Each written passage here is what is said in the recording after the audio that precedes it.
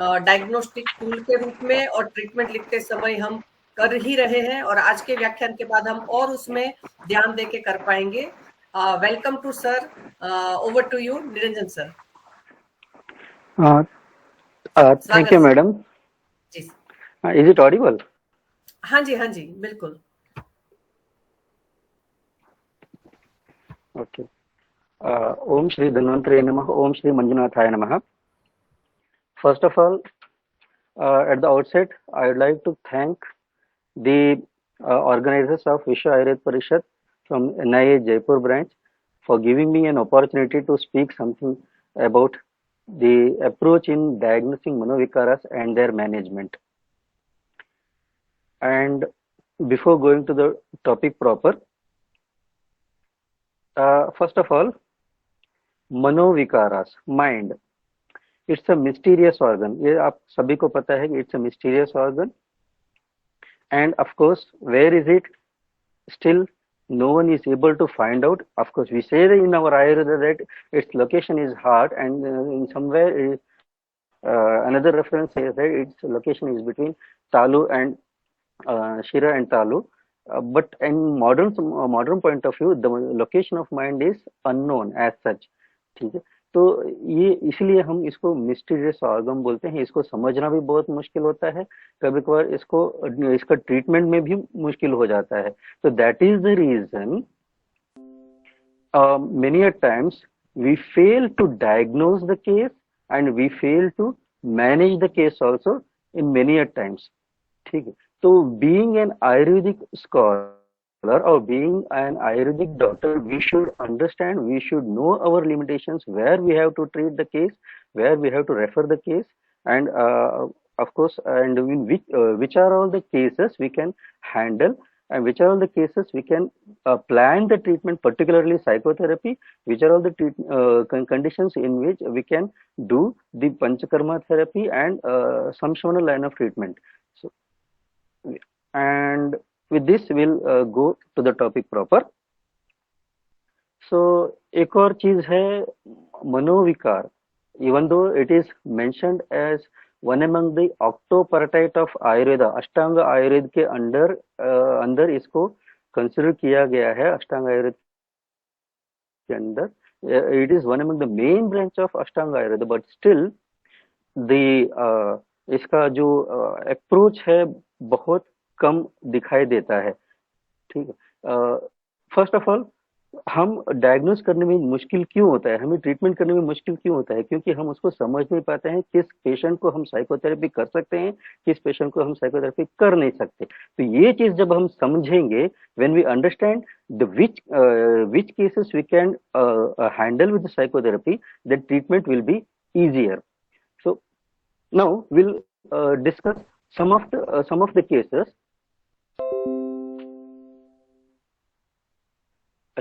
Is it audible? जी sir, जी sir, जी। Yes। Okay, now the case one, look at the symptoms।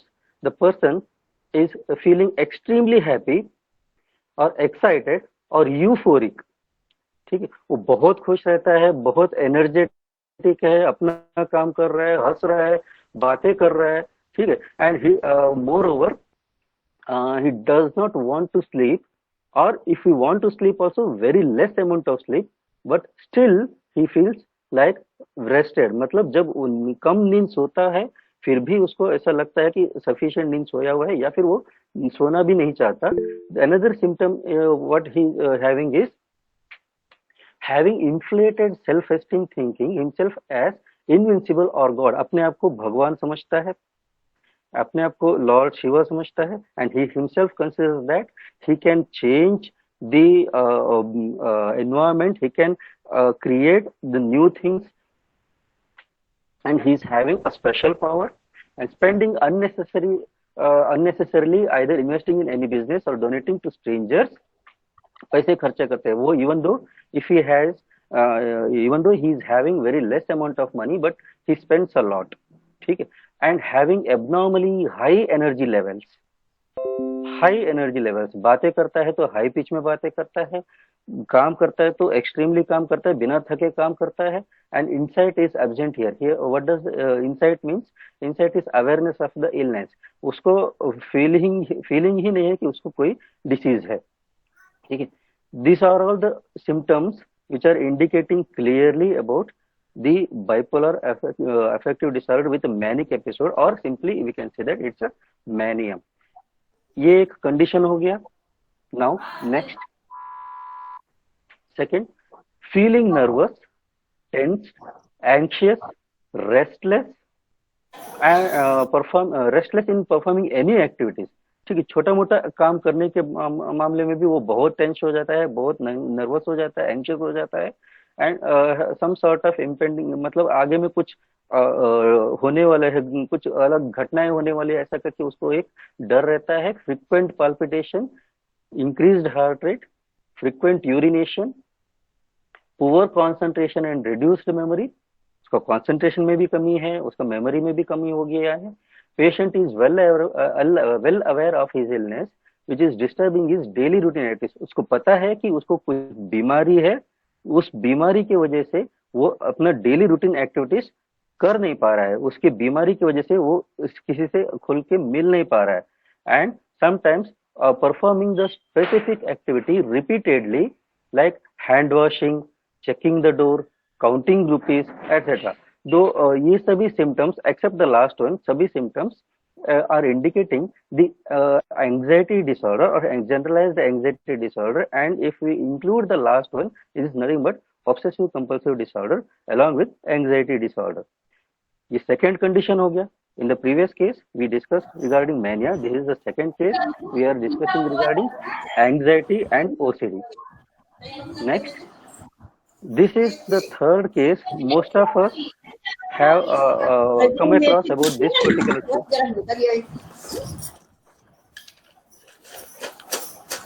This is the third, another case wherein most of us might have faced this particular type of condition, wherein the patient comes with a lots of lab reports which are indicating normal limits of blood investigation. उसका सभी investigation जो है सब normal है, सब radiography हो या chest x ray निकाला है, अल्ट्रासोनोग्राफी किया हुआ है, सब कुछ, सब रिपोर्ट नॉर्मल है, but still the patient is complaining that he is having particular illness.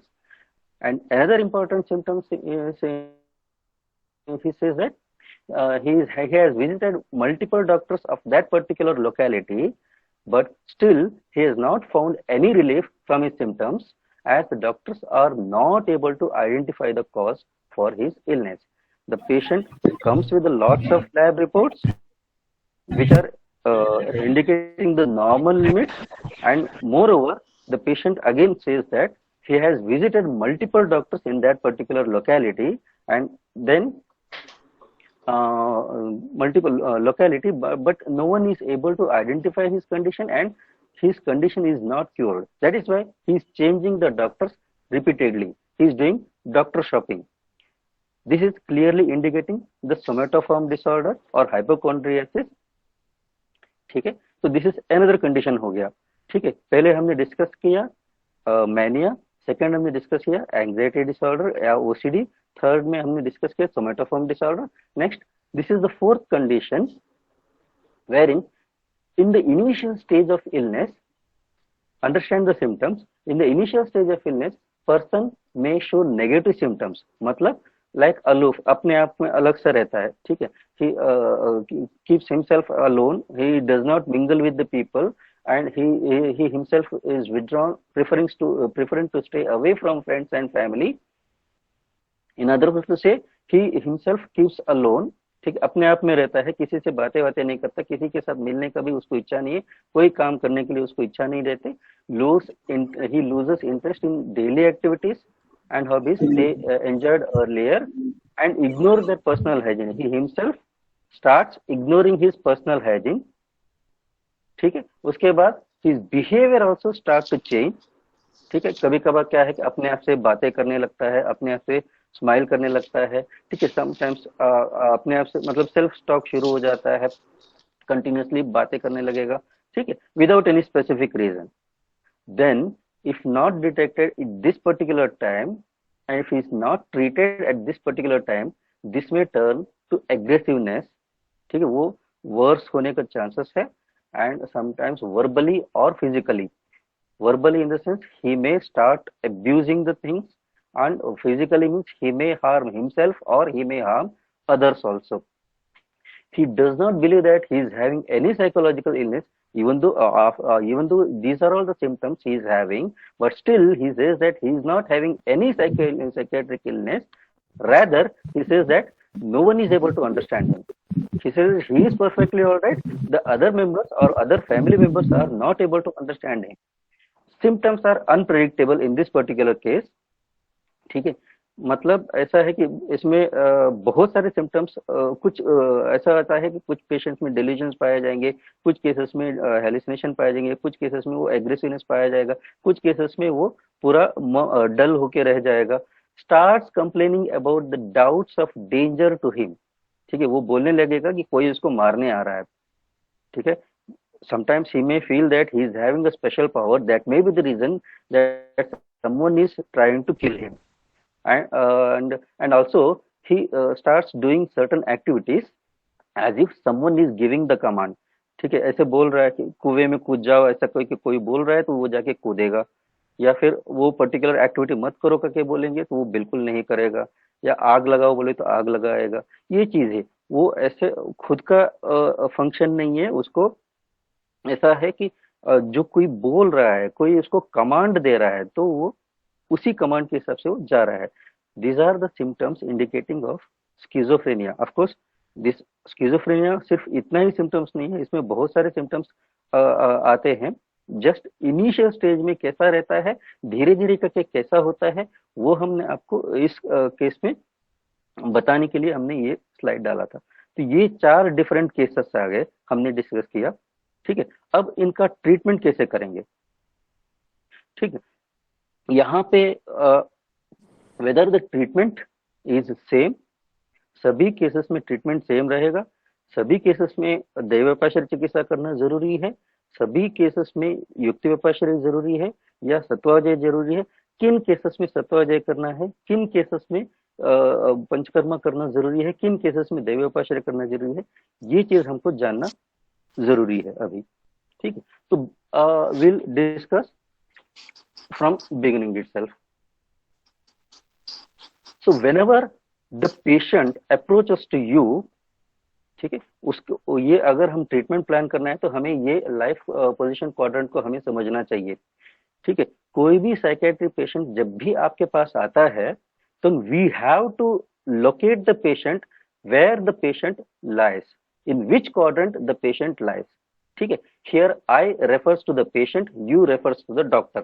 ठीक है, and in the first quadrant, right upper quadrant, ठीक है, first quadrant where the person says that I am okay and you are also okay. This is normally we all lie in this particular quadrant. This is nothing but a healthy position. ठीक है, इसमें कोई treatment की भी जरूरत नहीं है, कोई काउंसलिंग की भी जरूरत नहीं है, कोई ऐसा कुछ जरूरी भी नहीं है. This is healthy individual, normal individual. ठीक है, उसी के नीचे just below that particular quadrant where the patient, where the person says that the first one is normal individual and the second one where the patient says that I am okay but you are not okay. So what are all the conditions? Of course here the normal individual may also have this particular feature provided the opposite should have certain problems. ठीक है, अगर सामने वाला गलत है तो ये चीज हम वहां पे कंसिडर कर सकते हैं. नॉर्मल इंडिविजुअल में भी हम देख सकते हैं, या फिर एरोगेंट पर्सनालिटी में भी हम ये देख सकते हैं. वो किसी की बातें नहीं सुनता, वो हमेशा अपने आप को ही सही बोलता है, एरोगेंट पर्सनालिटी हो सकता है. या फिर साइकोटिक डिसऑर्डर्स. ठीक है, बहुत सारे साइकोटिक डिसऑर्डर्स आते हैं जिनमें पेशेंट बिलीव करता है और स्ट्रांगली बिलीव करता है कि उसको कोई बीमारी नहीं है, दूसरे कोई समझ नहीं पाते. ठीक है, ये चीज है psychotic disorder. Now the third quadrant where the patient says that I am not okay, you are okay. Patient says that मुझे बीमारी है, मुझे तकलीफ है, लेकिन आप सही हो, आप मुझे ट्रीट कर सकते हो. Almost all the physical conditions can be consider, can भी नहीं, almost all the physical conditions are coming under this particular category. ठीक है, वहां पे पेशेंट आते हैं और अपने अब बोलते हैं कि मुझे पेट दर्द है, मुझे बुखार है, मुझे जुकाम है, मुझे सर दर्द है, तो आप आते हैं, मेडिसिन लेते हैं और चले जाते हैं। ठीक है, ये हो गया फिजिकल कंडीशंस में। साइकोलॉजिकल कंडीशंस में कैसे कंडीशंस आते हैं? न्यूरोटिक्स। न्यूरोटिक्स मतलब जैसे कि एंग्जाइटी हो गया, या डिप्रेशन हो गया, ओसीडी हो गया, फोबिया हो गया, पैनिक डिसऑर्डर्स और स्लीप डिसऑर्डर्स। यहाँ पे इन सभी केसेस में पेशेंट को पता है कि उसको बीमारी है, ठीक है, उसको सही होना है, ये चीज यहाँ पे आता है, इनको हम कंसिडर करते हैं न्यूरोटिक्स। चौथा पोर्शन आता है I am not okay and you are not okay position, जहां पे पेशेंट से that I don't have, of course I am not well, जैसे मुझे कोई मारने आ रहा है इसलिए मुझे डर लग रहा है, मैं इस रूम से बाहर नहीं जा रहा हूँ।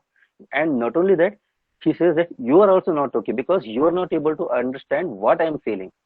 ठीक है, आप समझ नहीं पा रहे हो कि मैं क्या समझ रहा हूँ, ठीक, या मुझे क्या फील हो रही है, आप नहीं समझ पा रहे हो। तो in this particular case it's a very severe condition, severe psychotic conditions like that of schizophrenia हो सकता है, मैनिया हो सकता है, डेल्यूजनल डिसऑर्डर हो सकता है, या bipolar affectivity disorder with manic symptoms और मैनिक एपिसोड्स। ये these are all the main 4 quadrants जहां पे हमको कंसिडर करना है। तो यहाँ पे मेनली साइकोथेरेपी कहाँ यूज होता है? मेनली पर्टिकुलरली न्यूरोटिक्स कंडीशन में। ठीक है, इन केसेस में हम साइकोथेरेपी कंसिडर कर सकते हैं। And what about the schizophrenia, mania and all, यहाँ पे हम साइकोथेरेपी करना बहुत मुश्किल है, because the patient himself says that I am okay and I don't have any problem, then why he follows your instruction? या फिर वो बोलेगा कि I am not okay and you are also not okay, आप भी सही नहीं हो, आप समझ नहीं पा रहे हो, तो मैं आपकी बात क्यों समझू, मैं आपकी बात क्यों मानू? तो he is not able to, और he will not follow your instruction. ठीक है, इतना आसान नहीं है यहाँ पे साइकोथेरेपी ट्राई करना। ठीक, so we came across 2 words, neurotics and psychotics, उसको और अच्छे से समझेंगे। What is neurosis and साइकोसिस?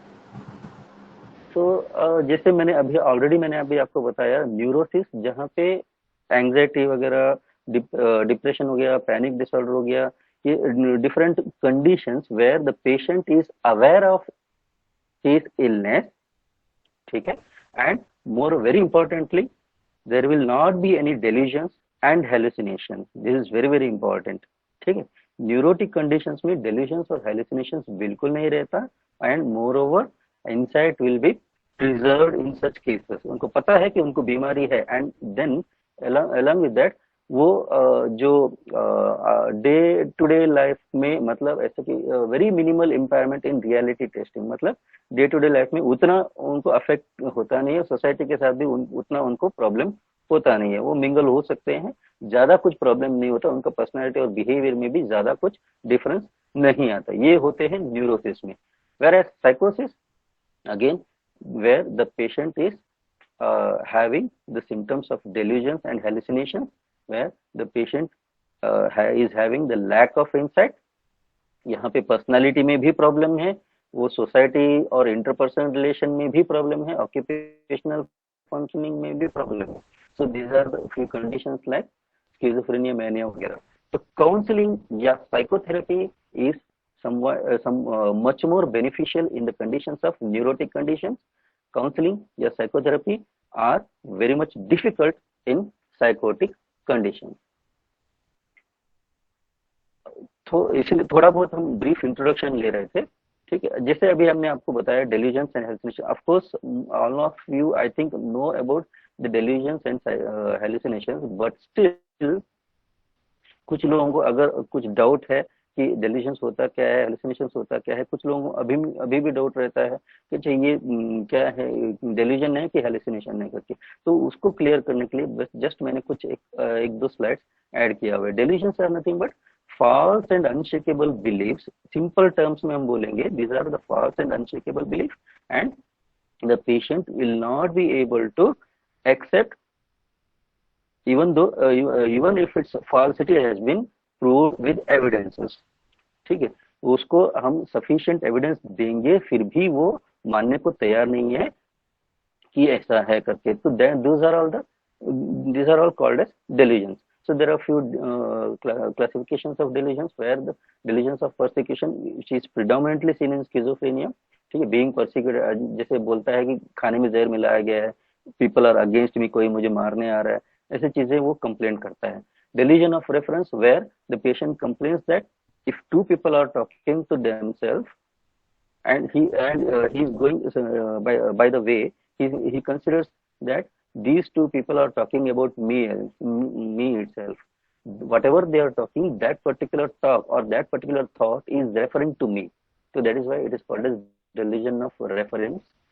Delusion of control, being controlled by an external force और unknown, कोई मुझे कंट्रोल कर रहा है, कोई मुझे बोल रहा है कि ऐसा करो. Delusion of grandeur, again exaggerated self importance, where the patient says that I have a special power, I am God, I am Lord Shiva, I am Jesus Christ, ऐसा करके वो बोलता है. ठीक है. So these are all the this particular delusion is predominantly seen in this particular delusion is seen in manic conditions. ठीक है. Purely thinking oriented is delusion, whereas hallucination is nothing but purely perceptory, sensory perception related. ठीक है. Auditory hallucination हो सकता है या visual hallucination हो सकता है. These two hallucinations are predominantly seen in psychiatric conditions. ठीक है. हेलो, स्लाइड चेंज हो गया क्या? हाँ डॉक्टर साहब, स्लाइड चेंज हो रही है सर. हाँ जी जी. ठीक. ओके. नाउ अभी मैं एग्जांपल देता हूँ. मेरे सामने एक है कुछ नहीं, लेकिन मुझे सामने एक आम का पेड़ दिख रहा है जिसके ऊपर एक आदमी बैठा हुआ है बंदूक तान के, and hearing of this room, hearing me, and he's shouting, I'm hearing this one, and because of this particular thought, he will kill me, I'm afraid of going outside, I'm staying inside this particular room itself. यहाँ पे hallucination आते हैं, वो पेड़ hallucination होता है, वो particular इंसान हेलुसिनेशन और ऑडिटरी हेलुसिनेशन है, वो बोल रहा है कि मुझे मारेगा, एंड जो थॉट है डेल्यूजन, वो मुझे डेफिनेटली मारेगा अगर मैं यहाँ से जाऊंगा बाहर. वो जो थॉट है वो होता है डेल्यूजन. ठीक है. तो ये बेसिक डिफरेंस होता है हेलुसिनेशन एंड डेल्यूजन में. Delusion is purely related with thinking, hallucination is purely related with sensory perception. With this brief introduction, we'll okay. Now we should understand जो कि हम प्रैक्टिस करते हैं, तो कब हमें पेशेंट को रेफर करना है, कौन से कंडीशन में हमें पेशेंट को रेफर करना है, कहाँ पे हमको ट्रीटमेंट करना है, कहाँ पे हमको ट्रीटमेंट नहीं करना है. So when the patient starts neglecting food and water intake, ठीक है, वो खाना नहीं खा रहा है, बोल रहा है कि वो खाने में जहर मिलेगा, मैं नहीं खाऊंगा करके, या when the danger to self और अदर्स, खुद को हार्म करने का चांसेस है, सुसाइड करने का या होमिसाइड करने का चांस है, तब भी हमें उसको रेफर करना चाहिए, हॉस्पिटलाइज करना चाहिए.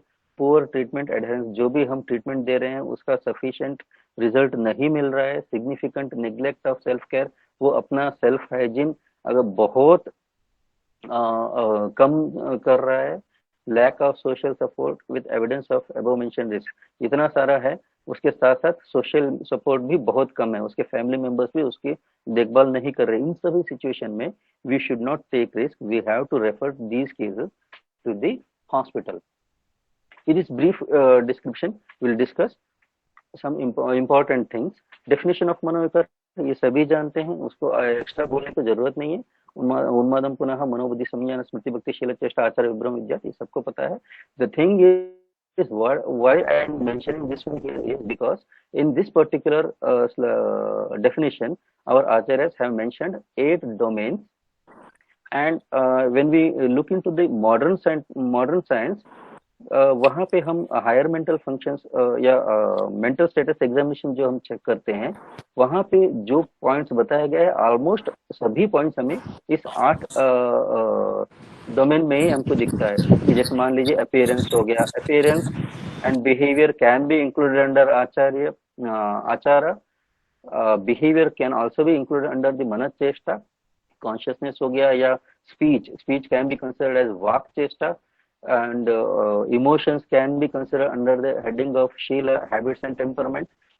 Memory, again smriti, and orientation of time, place, person we can consider under the heading of samgya jnana, and the delusions can be considered under the heading of buddhi, and even the judgment can also be considered under the heading of buddhi itself.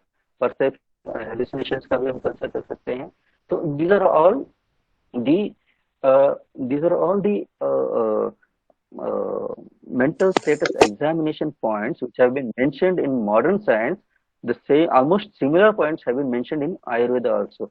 ठीक है, तो वहां पे हम वो mental status examination इसलिए करते हैं क्योंकि हमें वो पेशेंट का condition at this particular time क्या है, कैसे ट्रीटमेंट करना है, वो जानने के लिए हम मेंटल स्टेटस एग्जामिनेशन करते हैं. एंड यहाँ पे हमको वही चीज यहाँ पे भी हमें मिलता है. Next, a few theoretical aspects. What I want to say is the understanding of manovikaras in Ayurveda. Of course, if we look into the classics, different mental conditions have been mentioned, which can be classified as mental diseases based on purely manodoshas, like that of रजस और तमो दोष का involvement की वजह से होने वाली कंडीशन, जैसे कि काम हो, क्रोध, लोभ, मोह, ईर्ष्या, असूया, ये सभी चीजें जो है this can be consider under the heading of mental diseases based on मनोदोषा. सेकंड, द नानात्मज मनोविकारस, वेयर द त्रिदोष, वात दोष हो गया या पित्त दोष हो गया या कफ दोष हो गया, इनके वजह से मेंटल कंडीशंस होते हैं. जैसे कि मान लीजिए वात दोष की वजह से अशब्द श्रवण हो सकता है, या विषाद हुआ, या अनवस्थित चित्तता, या अस्वप्न, भ्रम, ये सभी चीजें बताए गए हैं वातज्ञानात्मक विकार में. पित्तज्ञानात्मक विकार में तम प्रवेश बताया गया है, एंड कफज्ञानात्मक विकार में निद्राधिक्य एंड तंद्रा बताया गया है. And the third category is शरीर मनो अधिष्ठित मनोविकारा. Sharir mano adhishthita manovikara, where the diseases are considered under the heading of psychosomatic origin. That means all the major psychiatric illnesses, जैसे मान लीजिए उन्माद हो गया, अपस्मार हो गया, मदात्य हो गया, ये सभी चीजें हम इनको इंक्लूड कर सकते हैं अंडर द हेडिंग ऑफ शरीर मनो अधिष्ठित मनोविकारा. ठीक है, these are the मनोविकारा which wherein both शरीर as well as मन are afflicted. इसलिए हम देखते हैं कि दोषज उन्माद हमें इसलिए दिखता है, वातज उन्माद हो, पित्तज उन्माद हो, कफज उन्माद हो, या वातज अपस्मार, पित्तज अपस्मार, वैसे हमें दिखता है. तो we classify these under the heading of शरीर मनोधिष्ठित मनोविकारास. एंड फोर्थ कैटेगरी इज मनोअधिष्ठित शारीरिक विकारास, जैसे भयज ज्वर हो गया, शोकज अतिसार हो गया. यहाँ पे these are all the these are all mainly somatic conditions wherein the specific psychological cause has been identified. इसके लिए भी ट्रीटमेंट पॉइंट ऑफ व्यू भी ये इंपॉर्टेंट है कि बिकॉज वेयर द मनोदोषस इन्वॉल्वमेंट हुआ है वहां पे प्योरली सत्वाजय चिकित्सा फॉलो करना चाहिए.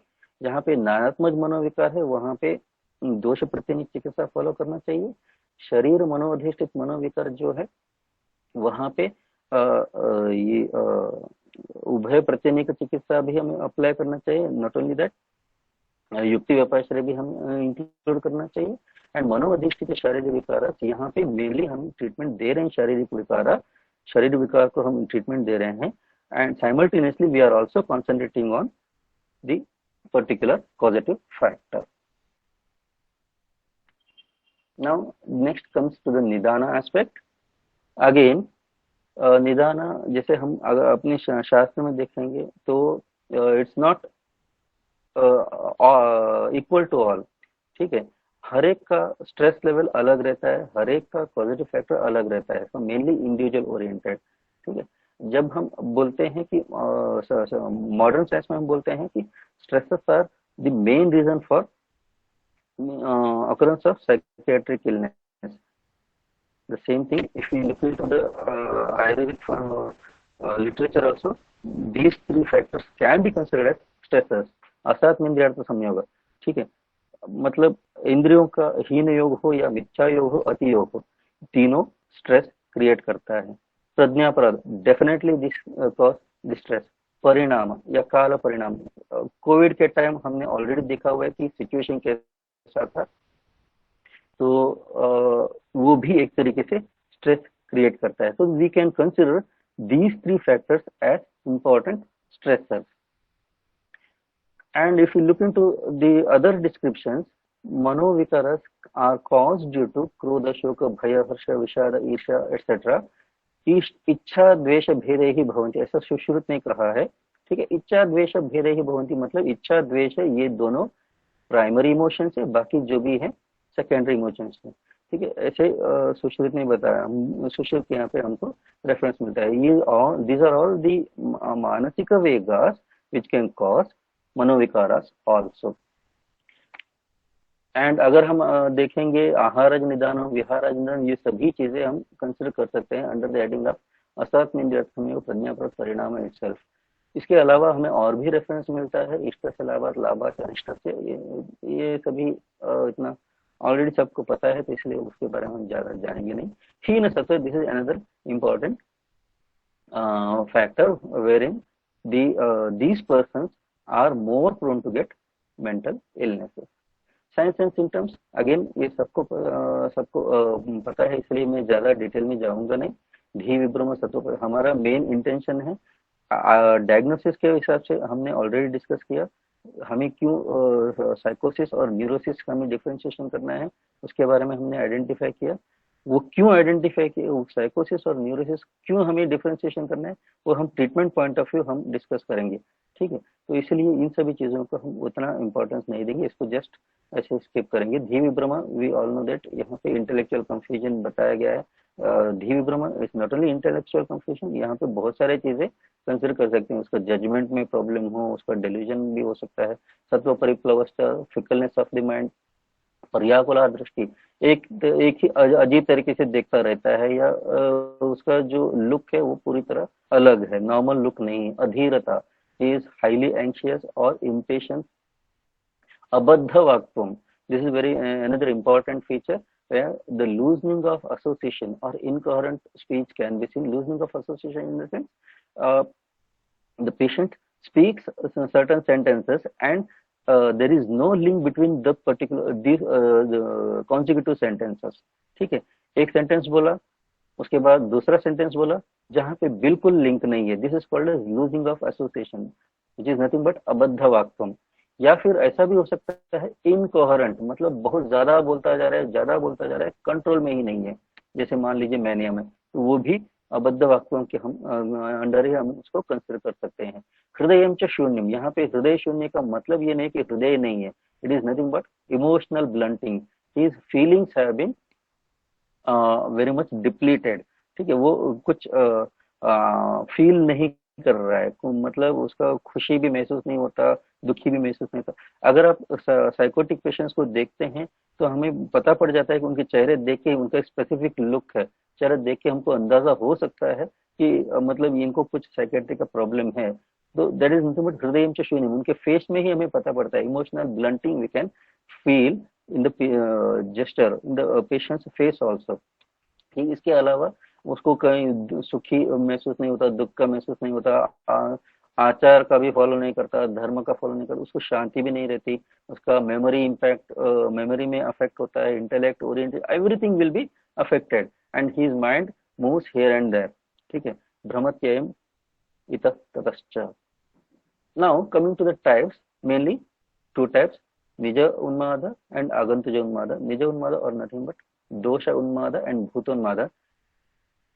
एंड दोष उन्माद जहाँ पे purely I mean why this particular classification is mention, because दोष उन्माद में हम जो पॉजिटिव फैक्टर को हम ट्रेस कर सकते हैं, वहां पे हमको मतलब स्पेसिफिक रीजन पता है, वात वृद्धि कर की वजह से वातज उन्माद हुआ है, पित्त वृद्धि कर की वजह से पित्तज उन्माद हुआ है, कफज वृद्धि कर से कफज उन्माद हुआ है, या any to maximum extent we can trace out the cause, we can feel we can see the patient, मतलब पेशेंट में भी हमको दिखाई देता है, इस पेशेंट में वात का सिम्टम्स दिखाई दे रहा है, मूविंग थिंग्स या अनकंट्रोलेबल, मतलब जो चलन जो है वो सभी चीजें हमें दिखाई देता है। पित्तज में प्रिडोमिनेंटली एग्रेसिव फीचर्स दिखाई देता है। कफज में he keeps himself alone, वैसे फीचर्स भी दिखाई देता है। सन्निपात mixed symptomatology we can find. And the second variety is आगंतुजा और भूतोन्माद, जहाँ पे हमको कॉज ट्रेस आउट करना भी मुश्किल है, इसका फीचर्स को भी हमें डिस्क्राइब करना भी मुश्किल हो जाता है। ऐसा क्यों हुआ है, क्या ट्रीटमेंट है, थोड़ा बहुत आइडेंटिफाई करना भी मुश्किल हो जाता है, क्यों हुआ है, इसका कॉज वगैरह आइडेंटिफाई करने में भी हमें मुश्किल हो जाता है।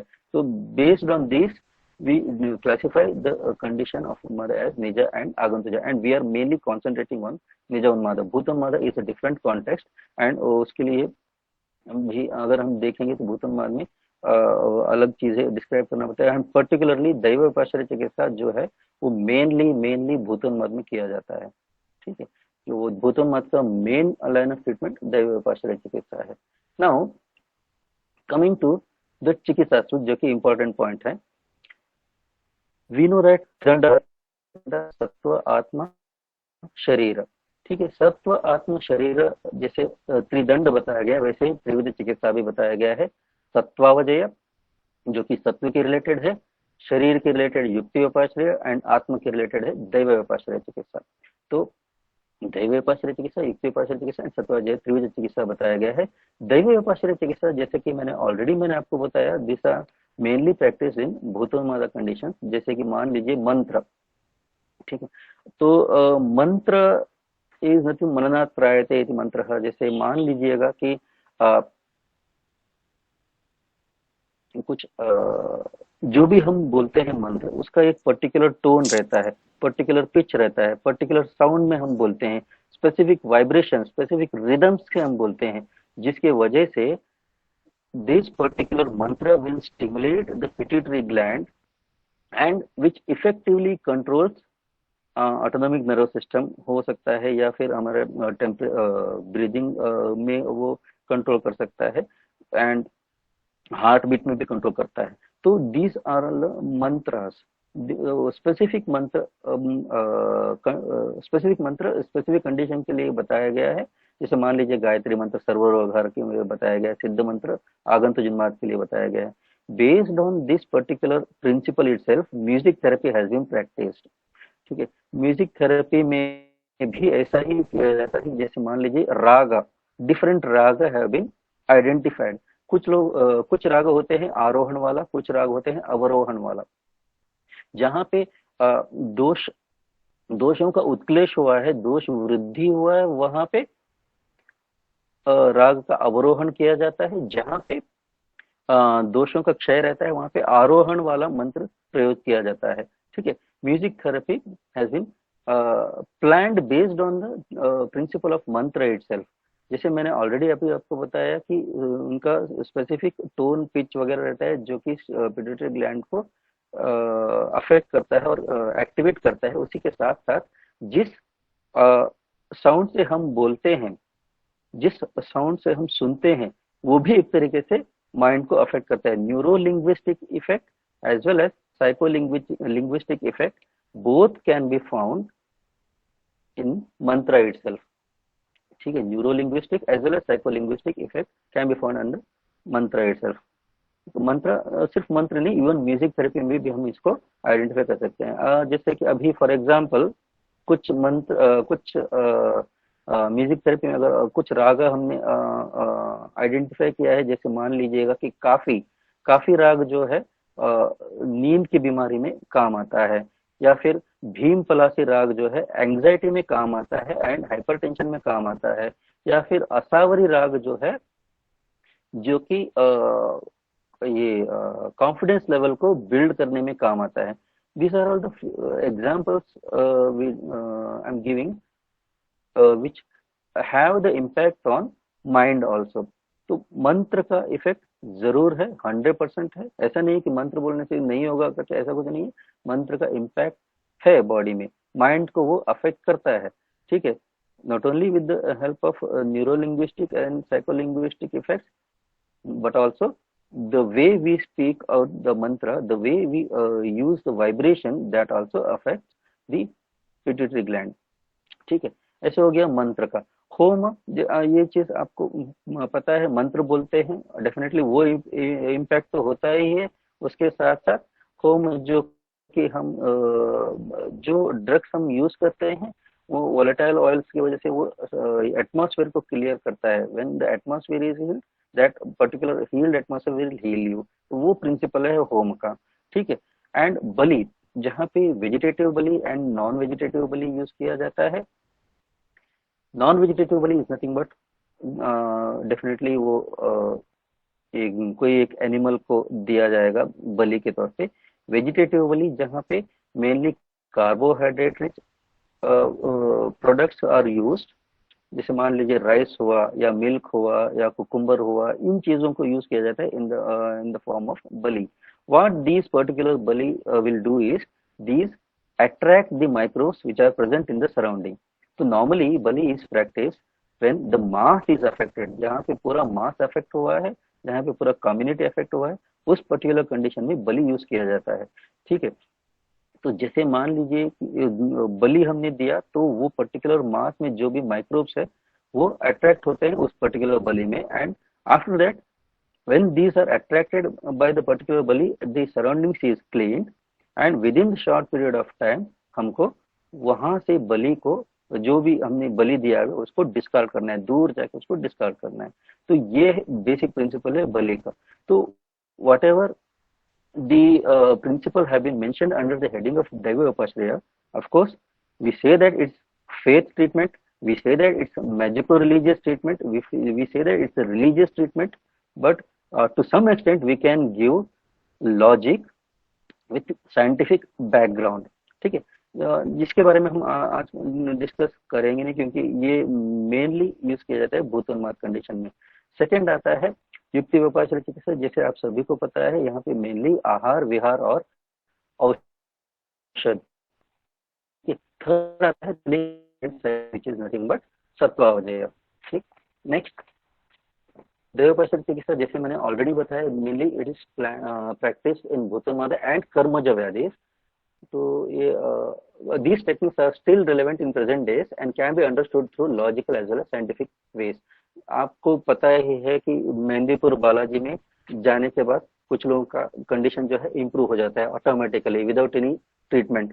ठीक है, या फिर केरल में एक पर्टिकुलर टेम्पल है पुंकुडिल मना करके, वहां पे भी आज भी दैवोपाश्रय चिकित्सा प्रैक्टिस किया जाता है, and they are finding the good results in दैवोपाश्रय चिकित्सा।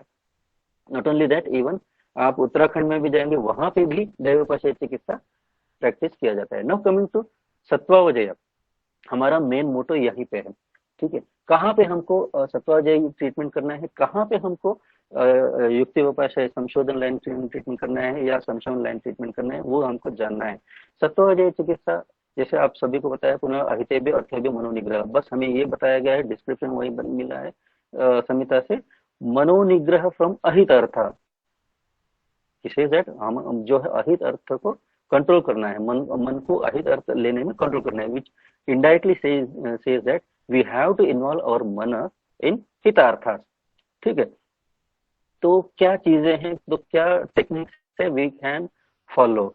मानसम प्रतिभेषजम, त्रिवर्ग से अन्वेषण, धर्म अर्थ काम, इसको प्रॉपरली फॉलो करना है, which is nothing but indicating the मनोरथी इन हितार्थ। तद्विद्य सेवा, so this is very important, तद्विद्य सेवा, why he has mentioned तद्विद्य सेवा? तद्विद्य सेवा is nothing but मानस व्याधि भेषज वेदी।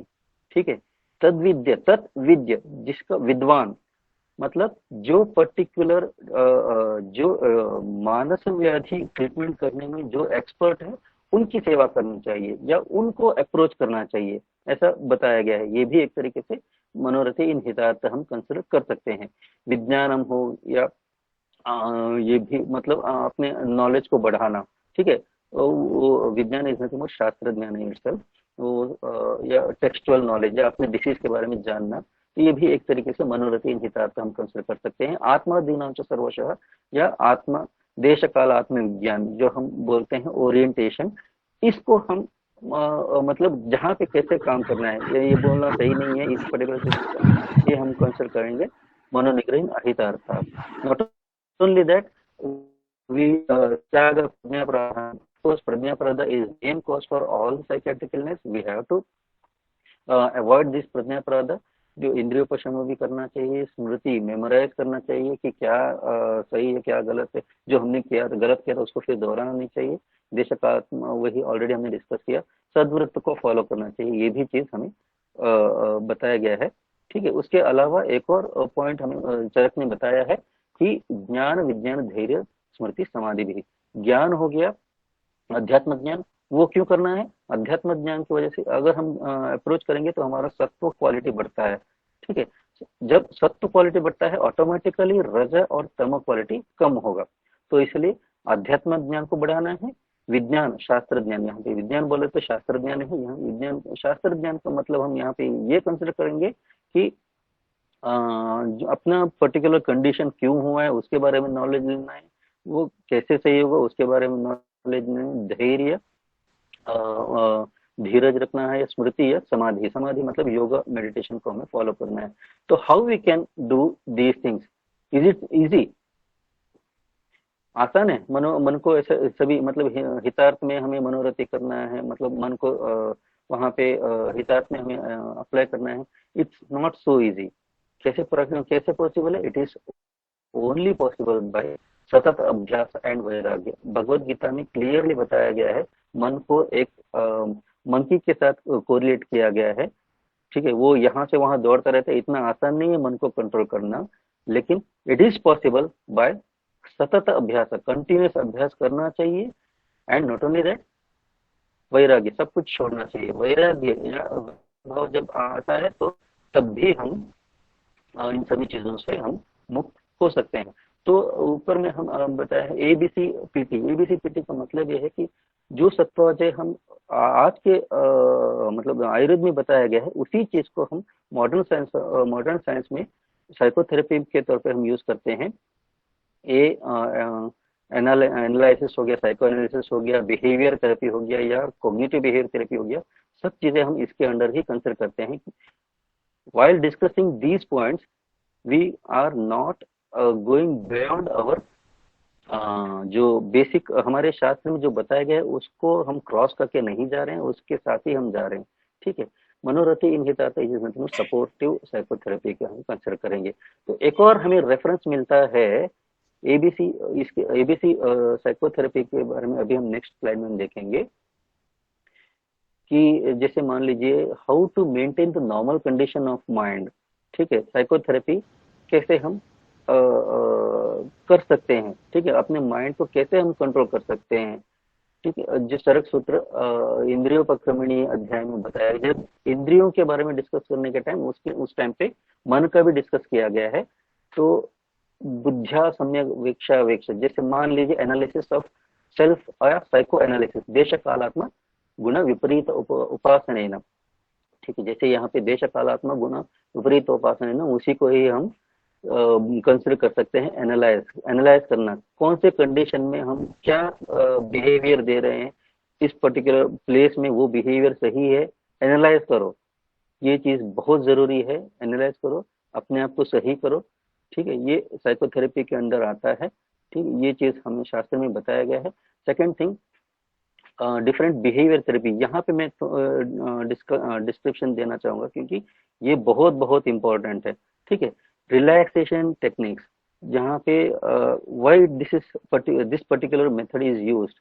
ठीक है, बिहेवियर थेरेपी जैसे हम शास्त्र में बताया, कर्म नाम प्रवृत्ति नाम सम्यक प्रतिपादन इति अहित कर्म परित्यागे न हित कर्म आचरण। यहाँ पे क्या है कि एक्टिविटीज, जो अहित कर्म जो है उनको त्याग करना है, हित कर्म जो है उनको आचरण करना है।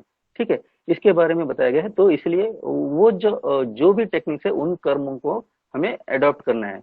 तो based on this principle we follow the different psychotherapeutic techniques like relaxation, जो कि हम योग निद्रा में भी हम देख सकते हैं या शवासन में भी देख सकते हैं, या फिर एक स्पेसिफिक रिलैक्सेशन टेक्निक है जैकोब्सन्स मसल रिलैक्सेशन टेक्निक, जहां पे पेशेंट को पैरों से एक पर्टिकुलर चेयर में बिठाया जाएगा या फिर लिटाया जाएगा एंड नीचे से ऊपर तक धीरे धीरे करके एक एक मसल को टाइट किया जाता है, पूरे टाइट किया जाता है, पूरी तरह टाइट करके उसको रिलैक्स किया जाता है, धीरे धीरे करके नीचे से ऊपर तक आता है, फिर बाद में फुल बॉडी को स्टिफ करेंगे, फिर बाद में रिलैक्स करेंगे। ठीक है, ये ट्रीटमेंट बहुत इंपॉर्टेंट है। कहाँ पे बोले तो फोबिक डिसऑर्डर में, इसके बारे में हम आपको आगे में डिस्कस करेंगे। ठीक है, ये अच्छे से प्रैक्टिस होना चाहिए, कंटिन्यूसली इस ट्रीटमेंट को फॉलो करना चाहिए कम से कम 1 महीना तक। ठीक है, या फिर आप अगर आप योग निद्रा में भी प्रैक्टिस करते हैं, योग निद्रा का भी प्रिंसिपल लगभग समान है। नीचे से ऊपर तक बॉडी को टाइट किया जाता है, उसके साथ साथ थोड़ी देर के बाद उसको रिलैक्स किया जाता है। जब टाइट करने के बाद उस टाइम पे हम पेशेंट बहुत टेंस्ड फील रहता है, और जब पूरी बॉडी को रिलैक्स किया जाता है उसको बोला जाता है कि तुम्हारा जब जो भी टेंशन है सब जा रहा है करके, रिलैक्स माइंड हो रहा है करके, वो फिर जो वर्डिंग्स है वो भी इम्पोर्टेंट है। ठीक है, रिलैक्सेशन टेक्निक फॉलो करने के टाइम ये बहुत इंपॉर्टेंट है। एंग्जाइटी में भी इंपॉर्टेंट है, not only for anxiety, even phobic treatment में भी बहुत इंपॉर्टेंट है। Next is modelling. मॉडलिंग मतलब ऐसा नहीं है कि जो फिल्म एक्टर्स करते हैं, यहाँ पे role model. Role model in the sense we हमें स्पेसिफिक हम एक पर्टिकुलर पर्सन को फॉलो करते हैं, चाहे वो फादर हो सकते हैं, चाहे वो मदर हो सकते हैं, चाहे वो अंकल हो सकते हैं, या ग्रैंड फादर, या कोई टीचर भी हो सकता है। हम एक पर्टिकुलर पर्सन को हम फॉलो करते हैं। अगर हमारे यहाँ पे कोई कंप्लेंट है, हमारे यहाँ पे अगर कोई कुछ स्पेसिफिक फीचर है या डर है, तो हम उनको देखेंगे वो उस पर्टिकुलर सिचुएशन में कैसे बिहेव करते हैं। अगर हम उसको फॉलो कर रहे हैं, उनको फॉलो कर रहे हैं, तो हम उनको देख के अपना जो बिहेवियर उसको चेंज करना, ये होता है मॉडलिंग। ठीक है, यहाँ पे साइकोथेरेपी जो करते हैं उनका रहना बहुत बहुत जरूरी है। ऐसे ही पर्सन अपने आप को चेंज नहीं कर सकता। यहाँ पे being a doctor, being a psychotherapist, we have to train them. ठीक है, उनको ऐसे चेंज करने में हमें उनको गाइडेंस देना होगा। Third point is punishment. जहाँ पे ये तो हर एक करते हैं, जैसे बच्चे अगर कुछ गलत करते हैं तो उनको पनिशमेंट दिया जाता है ताकि वो आगे में वो काम ना करे। वही चीज बड़ों को भी काम आता है, बड़ों में भी वही चीज है। अगर तुमने गलत किया है तो उसको सही करना, वो काम नहीं करना है करके पनिशमेंट, जिसकी वजह से हित कर्म नहीं करना है और हित कर्म को फॉलो करना है। ठीक है, एवर्शन थेरेपी, यहाँ पे मैं कुछ एग्जांपल देना चाहूंगा क्योंकि ये बहुत इंपॉर्टेंट है। Aversion therapy we practice in de-addiction condition, we practice aversion therapy in जैसे मान लीजिए होमोसेक्सुअलिटी में। ठीक है, अभी for example aversion therapy, again it's of two types, chemical aversion and physical aversion. Chemical aversion में ड्रग दिया जाता है जो कि हम फॉलो नहीं करते। नॉर्मली हम यहाँ पे फिजिकल एवर्शन थेरेपी अप्लाई करते हैं। यहाँ पे क्या होता है, मान लीजिए अल्कोहलिक डी एडिक्शन है, अल्कोहलिक पेशेंट है, उसको एक चेयर में बिठाया जाता है which is connected with electrodes. ठीक है, the patient is made to sit on a chair connected with the electrodes and he will be given a test tube containing water and he is asked to smell that particular test tube. उस time पे shock treatment नहीं देना है। when he starts smelling the alcohol, उस time पे shock treatment देना है। ठीक है, उसके बाद फिर वाटर आएगा, उस टाइप में शॉक ट्रीटमेंट नहीं देना है। फिर जब अल्कोहल आएगा उस टाइम पे शॉक ट्रीटमेंट देना है। अब जो सेकेंड टाइम जो शॉक है उसका इंटेंसिटी थोड़ा बढ़ाना है। ठीक है, थर्ड टाइम जब हम फिर से वही चीज हम रिपीट करेंगे, वाटर उसको सुखा जाता है तब ट्रीटमेंट नहीं देना चाहिए, एंड अल्कोहल जब सूखते हैं तो उसको शॉक ट्रीटमेंट देना चाहिए। वो इतना इम्पैक्ट करता है, जब भी वो अल्कोहल पीने जाएगा तो डेफिनेटली वो उसको वो शॉक याद आ जाता है। ठीक है, तो ये चीज मतलब ऑफकोर्स यहाँ पे फॉलोअप तो जरूरत है। ऐसा नहीं कि मतलब एक सेटिंग में वो हो जाएगा, नहीं, बिल्कुल नहीं, इसको रिपीटेड फॉलोअप की जरूरत पड़ती है। ठीक है, रिपीटेड फॉलोअप करने के बाद ही उसका हम जो अल्कोहलिज्म है या डी एडिक्शन हम सक्सेसफुली हम प्लान कर सकते हैं। सेकंड आता है होमोसेक्सुअलिटी। तो होमोसेक्सुअलिटी में भी हम एवर्शन थेरेपी प्लान कर सकते हैं। इन द सेंस, मान लीजिएगा कि होमोसेक्सुअलिटी मतलब एक चाहे वो गे हो या चाहे वो लेस्बियन हो। ठीक है, वो जब आते हैं तो उनको भी एक चेयर में बिठाया जाता है, of course which is connected with electrodes. Then he will be shown a picture. मान लीजिए अगर वो गे है, पहले उसको फीमेल का पिक्चर दिखाया जाएगा, उस टाइम पे शॉक ट्रीटमेंट नहीं दिया जाएगा। When a male picture comes in front of him, at that time shock treatment देंगे। वैसे ही वैसे वर्षा फीमेल का भी वैसा ही है, लेस्बियन में भी वैसा ही है। जब मेल पिक्चर आता है उस टाइम पे शॉक ट्रीटमेंट नहीं दिया जाएगा, या जब कटरीना कैफ का पिक्चर आएगा तब जाके शॉक ट्रीटमेंट देंगे। टाइगर श्रॉफ आएगा फिर शॉक नहीं देंगे। तो ये चीज है। तो एवर्शन थेरेपी और धीरे धीरे करके शॉक को ट्रीटमेंट, शॉक का लेवल जो है वो बढ़ाना है। इस सिचुएशन में ऐसे ही हम इन केसेस को हम टैकल कर सकते हैं। It is not so easy to convert there this particular habit by medication. ठीक है, सिंपल मेडिसिन से हम उसको उनको ये फीचर अगर हम चेंज करना चाहेंगे, it is not so easy. यहाँ पे माइंड उतना सीवियरली अफेक्ट हुआ है। और एक बार इसमें मैं आपके साथ एक मेरा खुद का एक केस शेयर करना चाहूंगा। एवर्शन थेरेपी, लेस्बियन एक केस आई थी मेरे पास। ठीक है, तो हस्बैंड केम टू मी, शादी हुई है उसकी। तो वो क्या ऐसा है कि हस्बैंड उसको लेके आया था और वो चाह रहा था कि उसका जो नेचर है वो चेंज होना चाहिए करके। ठीक, जब मैंने उसको या साइकोथेरेपी के लिए मैं सोच रहा था कि प्लान करना है करके, तब मैं देखा कि वो जो लेस्बियन गर्ल है, वो गर्ल है, वो सिवियरली अटैच्ड है उसने उसके लवर से। ठीक है, और वो चाहती है कि उसके साथ ही रहना चाहिए। उसको वो पर्टिकुलर फील जो है, जो लेस्बियन फीलिंग है, जो होमोसेक्सुअलिटी फीलिंग है, उसको जो प्रॉब्लम क्रिएट नहीं कर रहा है, उसको वो चाहिए। ठीक है, इस सिचुएशन में हम क्या कर सकते हैं? There is a legal problem. अगर हम उसको फोर्सफुली अगर हम कन्वर्ट करना चाहेंगे, इट बिकम्स अ क्राइम। ठीक है, लीगली, बिकॉज द लीगल, आप अब देखेंगे लीगली परमिटेड है। तो उस पर्टिकुलर केस ऐसा करना पड़ा कि जो हस्बैंड लेके आया था, मुझे उस हस्बैंड को ही काउंसलिंग करना पड़ा। सिचुएशन ऐसा हुआ।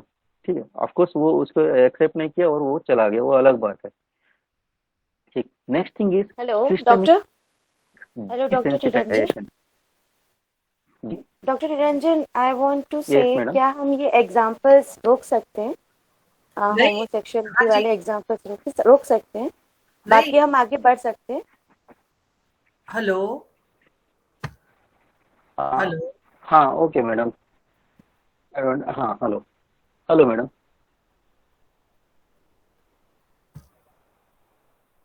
जी डॉक्टर साहब शैल आई कंटिन्यू। कंटिन्यू? जी जी continue. Okay, systemic desensitization.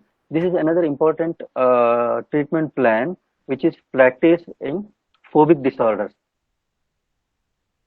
So systemic desensitization में क्या होता है कि मतलब धीरे धीरे करके डिसेंसिटाइज करना। मान लीजिए पर्टिकुलर को फोबिया है एक पर्टिकुलर ऑब्जेक्ट से। ठीक है, धीरे धीरे करके उसको पहले हम ये क्रिएट करते हैं कि मतलब कितने लेवल में उसको फोबिया है वो चेक करना है। ठीक है, मान इमेजिन करने से उसको फोबिया है, या cockroach, for example cockroach, cockroach के इमेजिनेशन से होता है, कोई भी इंसेक्ट की वजह से उसको फोबिया होता है, या जैसे डेड कॉकरोच को देखने से फोबिया होता है, लाइव कॉकरोच जो कि दूर से रहने से फोबिया होता है, वो जैसे पास आने वक्त फोबिया होता है। ऐसे डिफरेंट हमें एसयूडी क्रिएट करने होते हैं। SUD is nothing but subject to units of distress scale. ऐसे हम स्केल क्रिएट करके धीरे धीरे करके कौन से स्केल में वो पेशेंट फोबिया है, कौन से स्केल में उस पेशेंट को फोबिया है, उस पर्टिकुलर स्केल में उसको वहीं पे स्टॉप करके वहां पे रिलैक्सेशन टेक्निक प्लान करना चाहिए। ठीक है, रिलैक्सेशन जो कि हमने ऑलरेडी डिस्कस किया था पहले में, उसको प्लान करना चाहिए। तो ये चीज बहुत बहुत इंपॉर्टेंट है फोबिक कंडीशन में। And exercises again. Next is cognitive behaviour therapy. बुद्ध्या सम्यक इदम मम हितम इदम मम अहितम इति वेक्षा वेक्षा, मतलब ये चीज अगर मैं करूंगा तो ये मेरे लिए बेनिफिशियल है, ये चीज अगर मैं नहीं करूंगा, ये करूंगा तो ये मेरे लिए बेनिफिशियल नहीं है। ये चीज हमको अच्छे से समझ के उसी हिसाब से ट्रीटमेंट प्लान करना है। जैसे मान लीजिए यहाँ पे मेनली ओसीडी के time exposure and response prevention हम करते हैं ओसीडी में, या फिर पेशेंट को एक्सपोज किया जाता है और लेकिन उसका रेस्पॉन्स जो है धोने का, मान लीजिए धोने का उसको बीमारी है क्लीनलीनेस का, तो धोने का उसको रेस्पॉन्स जो है ना वो प्रिवेंट किया जाता है। ठीक है। स्ट्रेस कोपिंग स्किल्स, आजकल के फीमेल्स में बहुत स्ट्रेस है, क्योंकि घर का भी काम करना होता है, ऑफिस का भी काम करना होता है, तो यहाँ पे प्रॉपरली टाइम मैनेज करना वगैरह जो होता है ना, उसी को बोला जाता है स्ट्रेस कोपिंग स्किल्स। इन सभी चीजों को हम यहाँ पे इंक्लूड कर सकते हैं। So all these things can be considered as ABC of psychotherapy, which is very very essential in neurotic conditions। ठीक है, जो कि मैं अभी पहले मैंने आपको बताया था कि न्यूरोटिक कंडीशंस क्यों हमें आइडेंटिफाई करना है, because to plan this psychotherapy this particular condition is very important. ठीक, उसके अलावा अलग अलग चीजें बताए, प्रज्ञा त्याग हो, दिनचर्या ऋतुचर्या वगैरह। नेक्स्ट आता है मनक क्षोभन चिकित्सा। ठीक है, ये भी हमको पता है, संहिता में बहुत चीजें बताए गए हैं। मनोक्षोभन मतलब ऐसा लगता है कि ये क्रुएलिटी जैसे हमें लगता है, हमें शास्त्र में जो बताया गया है बहुत क्रुएल चीजें बताया गया है। पेशेंट को मतलब बांधना, सशक्त तेल से अभ्यंग करना, सशक्त तेल से अभ्यंग करके उसको धूप में खड़ा करना, कपी कच्छों से उसका ये करना, ये सभी चीजें हमें बताया गया है। या फिर कशा, कशा से मतलब ये हंटिंग स्टिक से उसको मारना और उसको अलग सॉलिटरी सेल में रखना, ये सभी चीजें बताया गया है। या फिर सर्प से ये करना, वो सभी चीजें हमें बताया गया है। ठीक है, तो ये हमको ये लगता है कि ये सभी चीजें इनह्यूमन है, या फिर बहुत क्या है कि मतलब टॉर्चर करने वाला जैसा है। इजी तो ऐसा नहीं है, उस टाइम पे शॉक ट्रीटमेंट बिल्कुल नहीं था, तो इसलिए जो लेवल का डर पहुंचाया जा सकता था, उन अलग अलग तरीका वहां पे बताया गया है। उसी चीज का हम मॉडर्न में अगर हम देखते हैं इलेक्ट्रोकन्वल्सिव थेरेपी, ठीक है, तो प्रिंसिपल सेम है, वहां पे डर पैदा करना। ठीक है, वहां पे भी हमारे शास्त्र में जो जो भी एग्जाम्पल दिए गए उन सभी में भी डर इंड्यूस करना होता है, यहाँ पे भी डर इंड्यूस करना होता है, इलेक्ट्रोकन्वल्सिव थेरेपी। ठीक है, तो इलेक्ट्रोकन्वल्सिव नॉर्मली ईसीटी कब किया जाता है, जब पेशेंट बहुत सीवियर हो जाता है, अनकंट्रोल्ड हो जाता है, उस सिचुएशन में ही ईसीटी प्लान किया जाता है। एंड ऑफ कोर्स जो हमारे शास्त्र में गया है मनोक्षण चिकित्सा, तो स्पेसिफिकली जब वो कंट्रोल में नहीं रहते उसी टाइम पे हमको ट्रीटमेंट देना होता है। नेक्स्ट कमिंग टू द युक्तियोपाचार चिकित्सा, बेसिक चीजें हम ऑलरेडी सबको पता है कि वातज है तो स्नेहपान वगैरह करना है, पित्त विरेचन कफज में वमन करना है वगैरह वगैरह। ठीक है, और शोधन करने से क्या होता है, मन प्रसादम अपनोति स्मृतिम सम्यांति विनति। हमने प्रैक्टिकली भी देखा है, जब संशोधन लाइन ऑफ ट्रीटमेंट फॉलो होता है तो पेशेंट का जो मन है वो बहुत बेहतर फील होता है। Next, whether panchakarma is possible, हम कर सकते हैं इन पेशेंट्स में, whether the patient will follow our instructions, या हम घृतपान वगैरह हम दे सकते हैं इन पेशेंट्स में, वेदर इट इज बेनिफिशियल। तो यहाँ पे क्या है, it is not so easy. हम बोलते हैं ऑफ कोर्स कि हम प्लान कर सकते हैं, ये कर सकते हैं, लेकिन it is not so easy. तो इसलिए पहले पेशेंट का कॉन्फिडेंस गेन करना होता है, पहले उसके साथ अच्छे से रैपो बिल्ड करना होता है, उसके साथ अच्छे से टाइम बिताना होता है, 1 घंटा 2 घंटा उसके साथ रहना पड़ता है। और जब उसका कॉन्फिडेंस गेन होता है, ठीक है, तो पहले के 3-4 दिन में ऐसे ही मतलब बहिर्परिमार्जन चिकित्सा करना पड़ता है। ठीक है, उसके साथ साथ उसके साथ बातें करना है। ठीक, ये चीजें करने के बाद धीरे धीरे जब पेशेंट का कॉन्फिडेंस जब गेन होता है, उसके बाद हम प्लान कर सकते हैं शोधन line of treatment. Of course इसके बाद भी वो आसान नहीं है। ठीक है, शोधन अवस्था में सपोज वो पेशेंट अगर मान लेता है, वो अगर आपका इंस्ट्रक्शन अगर करने लगता है, तो he can take even around 400 ml of घृता ऑल्सो ही कैन टेक। ठीक है, तो शोधन करने से पहले, शोधन स्नान वगैरह, तो ये सब भी आपको पता है कि कफ कंडीशन में वमन कराना है, सद्यो अगर नहीं हो पाता कभी कभार सद्यो वमन कराना भी हो सकता है, या फिर बीच में ही अगर हुआ तो सद्यो वमन तौर पर हम ये देख के उसको शोधन करा सकते हैं। ठीक है, विरेचन में ऑफकोर्स सद्य विरेचन भी हम दे सकते हैं, अविपत्यकर चूर्ण 15 ग्राम्स टू 30 ग्राम्स तक हम दे सकते हैं, या फिर प्रॉपर प्लान कर सकते हैं, स्नेहपान वगैरह करा के प्रॉपर प्लान भी कर सकते हैं विरेचन। ठीक है। एंड ऑफकोर्स बस्ती वातोजन्माद में, वातज अपस्मार में, क्रॉनिक डिप्रेशन में वगैरह हम प्लान कर सकते हैं बस्ती। ठीक है। वात प्रधान मदयातेय में भी हम देख सकते हैं, जहाँ पे ब्रह्मण पर्पस अगर यूज करना होगा तो मुस्तादियापन बस्ती, राजापन बस्ती या क्षीर बस्ती हम प्लान कर सकते हैं। शोधन पर्पस में अगर करना होगा तो एरंड मूलादि निरोह बस्ती या दशमूल निरोह बस्ती हम प्लान कर सकते हैं। नेक्स्ट अगेन नस्य, कौन से कंडीशन में हम नस्य कर सकते हैं? डिप्रेशन में या शिरशूल वगैरह, जब डेलीरियम वगैरह रहता है, या अल्टर कॉन्शियसनेस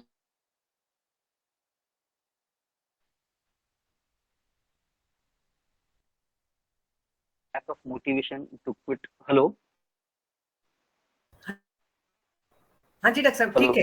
हाँ जी, आवाज आ रही है, वो वॉल्यूम ठीक है सर। हाँ ओके। तो lack of motivation to quit alcohol, in that particular situation also nasya can be planned. nasya with the help of पथ्याचूर्ण हो सकता है, प्रदमन नस्य पर्टिकुलरली पथ्याचूर्ण हो सकता है, या फिर त्रिफलाचूर्ण, या फिर इवन श्वासकुटार रस का 1-2 टैबलेट का भी हम पाउडर बना के प्रदमन नस्य के तौर पे यूज किया जा सकता है, या फिर उसको मर्श नस्य के तौर पे भी यूज कर सकते हैं। जैसे कि मान लीजिए पंचगव्य घृत हो सकते हैं, हम महत पंचगव्य घृत या ब्राह्मी घृत, इनसे भी हम नस्य कर सकते हैं, जो कि डिप्रेशन में बहुत बढ़िया काम आता है। Not only depression, even this particular नस्य पंचगव्य घृत is also beneficial in hallucination condition.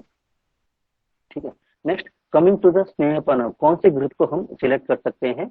अगर वात प्रकोप, अगर हमने वात प्रकोप अगर हमने देखा है तो अश्वगंधा घृत हो या अमृत पराश घृत हो, कल्याण का घृत, महाकल्याण का घृत हम प्लान कर सकते हैं। पित्त प्रकोप में ब्राह्मी घृत हो या तक्त महातिक्त घृत, दाढ़ी घृत वगैरह प्लान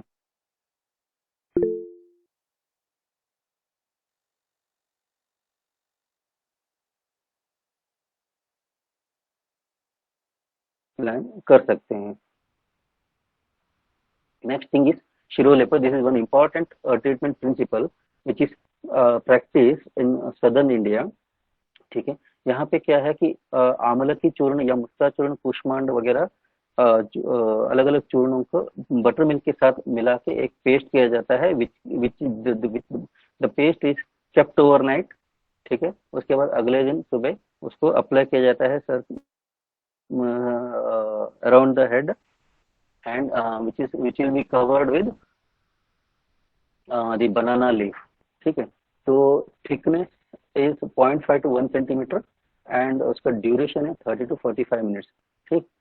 तो ये करते हैं, अप्लाई करते हैं, उसके बाद बनाना लीफ को कवर करते हैं, उसके थोड़ा किया गया उसमें लिख के वहां पे आइदर ब्राह्मी तेल या हिमसागर तेल या चंदनारी तेल, जो कूलिंग इफेक्ट वाला तेल है, उसको अप्लाई किया जाता है। फिर बाद में वो पेस्ट वहां पे रख के फिर से कवर किया जाता है। ठीक है। तो ये चीज शिरोलेप जो है highly beneficial in the conditions of insomnia and sleep disorder. ठीक है। उसके साथ साथ क्रोनिक हेडेक हो, स्पेसिफिक इंसैनिटी, स्किज़ोफ्रेनिया के कंडीशन में भी काम आता है, डिप्रेशन में भी बहुत काम आता है, एंड सम एपिलेप्टिक कंडीशंस में। ठीक है। Mild stage of mental retardation में भी इम्प्रूव होता है, एंड इवन मेमोरी इम्प्रूव करने के लिए भी ये काफी बेनिफिशियल है। In the same way shirodhara चिकित्सा, ये सबको ऑलमोस्ट सभी को पता क्या कैसे करते हैं वगैरह, तैलधारा हो या जलधारा। तो इसका जो इंडिकेशन है और बेनिफिट है इट्स ऑलमोस्ट सिमिलर टू शिरोलेपा।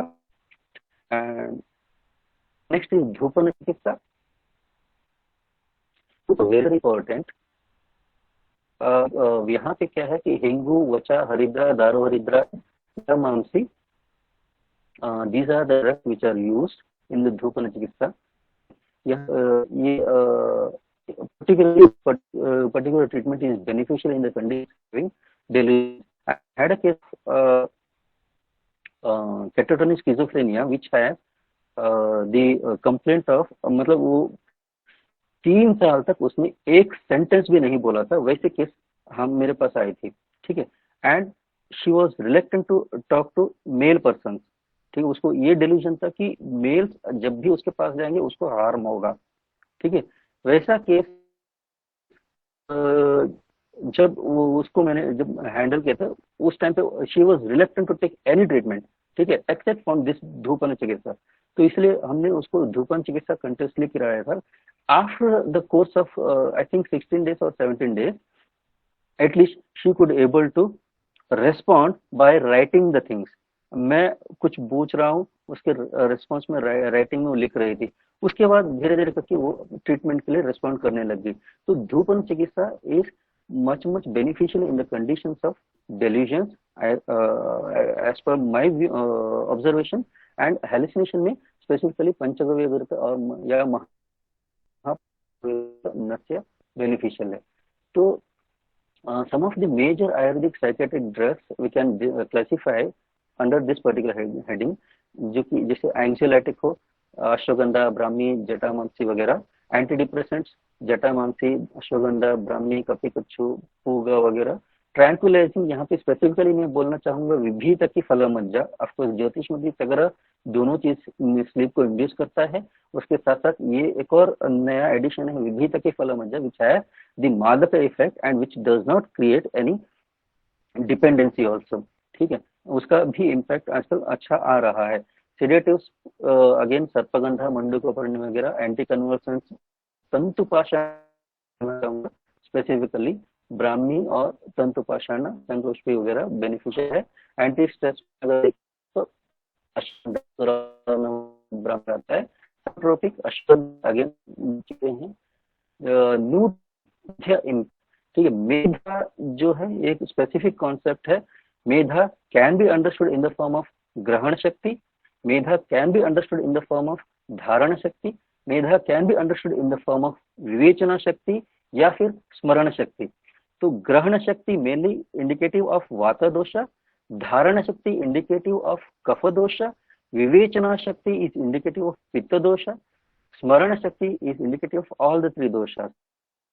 तो कौन सा एस्पेक्ट इज अफेक्ट हुआ है उस पर्टिकुलर दोष का एनहांस करना है हमें, तो वैसे ड्रग्स को हमें सिलेक्ट करना है मेधा कॉन्टेक्स्ट में, ठीक है। उसके अलावा न्यूरोप्रोटेक्टिव अश्वगंधा है, एंटीसाइकोटिक में स्पेसिफिकली सर्पगंधा, ब्राह्मी वगैरह बताया गया है, ठीक है। नेक्स्ट इंपॉर्टेंट कषाय योगा, जैसे मांस्यादि कषाय अनिद्रा चित्तोद्वेग में, ब्राह्मी द्राक्षादि कषाय मदात्य अनिद्रा वगैरह में काम आता है, ठीक है। एंड द्राक्षालोध्रादि कषाय भ्रम मूर्छा वगैरह। And when we consider about the चूर्णास, तो सारस्वत चूर्ण बुद्धि स्मृति वर्धक होता है। अंकुश चूर्ण विच कंप्राइजेस ऑफ अश्वगंधा, पुष्ठा एंड शंख पुष्पी, न्यूरोटिक कंडीशंस, न्यूरोटिक कंडीशंस में हम यूज करते हैं। न्यूरोटिक इन द सेंस जो भी डिप्रेशन हो, इन कंडीशंस में हम अंकुश चूर्ण यूज करते हैं। And the combination of Brahmi चूर्ण, श्वेत शंख चूर्ण, सर्पगंधा चूर्ण, गोक्षीर चूर्ण, this particular combination is used in almost all types of psychotic condition, उन्माद में, ठीक है, ग्रह रोग में और मदात्यय में भी यूज किया जाता है।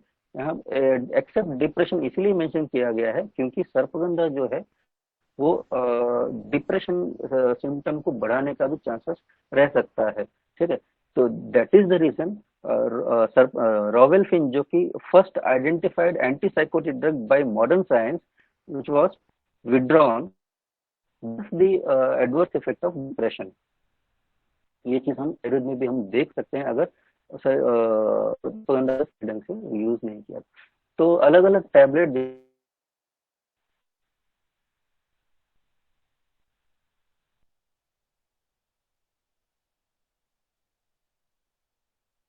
कट कर रहे थे। ओके, नेक्स्ट कम्स आसवारिष्ट। आसवारिष्ट में मेनली अश्वगंधारिष्ट specifically use in the conditions of neurotic condition. Saraswata is specifically used under neurotic as well as psychotic conditions, mainly psychotic conditions। उसके अलावा दशमूलाष्ट पोस्टमार्टम साइकोसिस में, श्रीखंड आसवा अल्कोहलिज्म में, अर्जुन अरिष्टा where the anxiety is present, द्राक्षारिष्ट अल्कोहलिज्म में वगैरह देख सकते हैं। different layer operations to be planned. The patient is highly plated, जैसे रतावरी लेह हो गया, रतावरी लेह हो गया, जैसे मेरोदय मद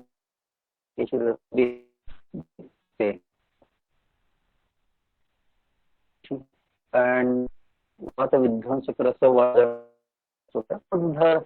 is Kamadasa, of course.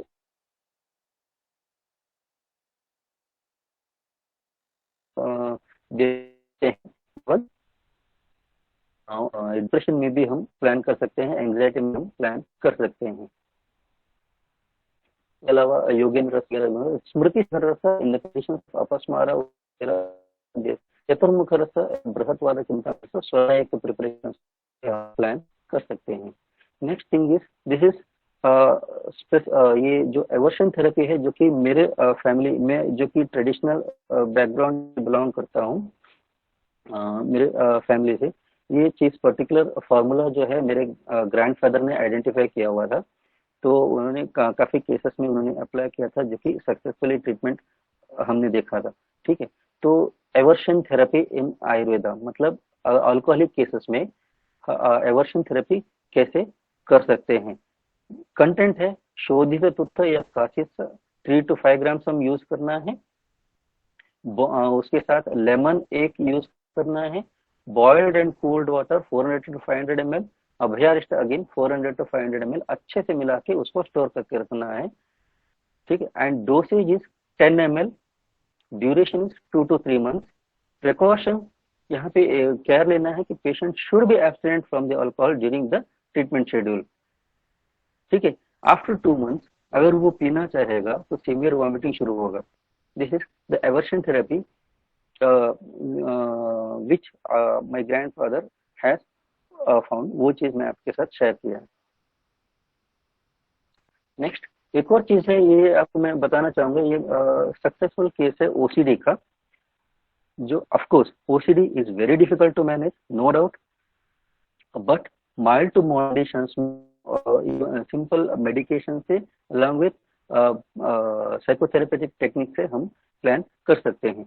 ये मेरा सबसे फर्स्ट केस था जो कि ओसीडी का सक्सेसफुल हुआ, जो कि मैंने पब्लिकेशन किया था।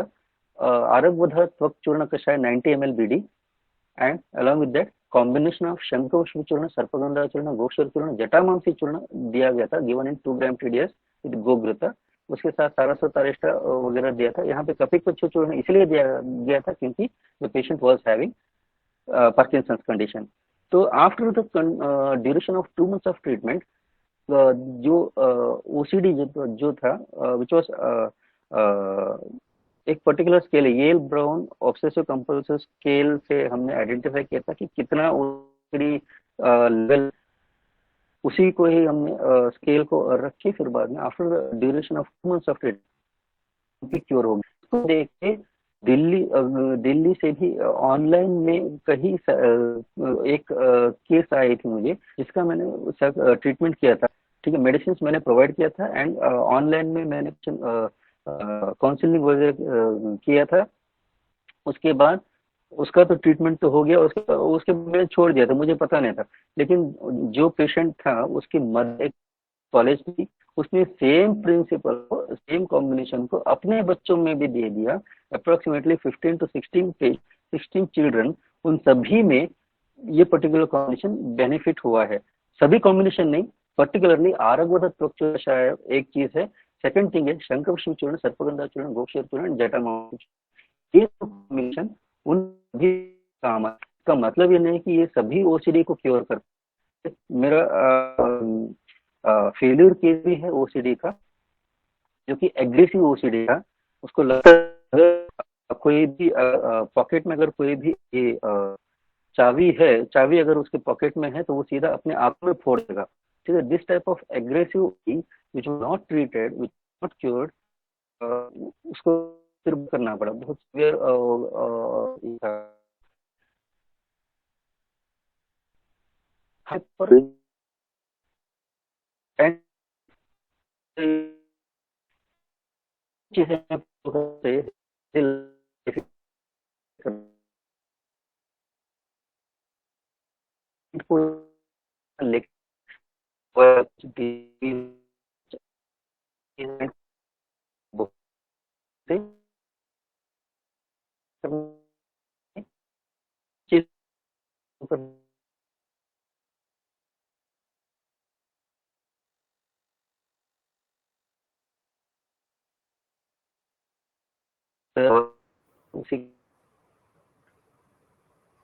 डॉक्टर साहब वॉइस ज्यादा कटने लग गई। Doctor Niranjan ji, hello. Is it? हाँ जी, वॉइस थोड़ी ज्यादा कटने लग गई। पहले तो 2-3 सेकंड्स में ऐसे रिकवर हो जाती थी। आप थोड़ा सा बोल के देखिए सर, वॉइस आ नहीं रही, आवाज आ नहीं रही। अभी आ रही है? हाँ अभी ठीक है, अभी अभी जी जी जी जी। बीच में 2 सेंटेंस है ना, लास्ट वाले सुनाई नहीं दिए बिल्कुल, इसलिए फिर मैंने थोड़ा कहना उचित समझा। धन्यवाद डॉक्टर साहब, थोड़ा सा रिपीट कर दीजिए okay okay okay last okay वाले 2 सेंटेंस बस। Okay okay okay madam. तो ABCD 4321 मॉडल जो कि हमारे सर फॉलो करते हैं, सुहास सर, उसी को ही मैंने भी अप्लाई किया अपनी ट्रीटमेंट प्रिंसिपल में। जो अवे फ्रॉम द डिस्ट्रैक्शंस, मतलब जो चीजें माइंड को अट्रैक्ट करता है, बहुत ज्यादा एबनॉर्मल चीजें, उन सभी चीजों से दूर रहना चाहिए। जैसे मान लीजिए मोबाइल हो या टीवी हो या कुछ ऐसी चीजें जहाँ से माइंड को बहुत डिस्ट्रैक्ट करता है। बेटर प्लान करना है चीजें, therefore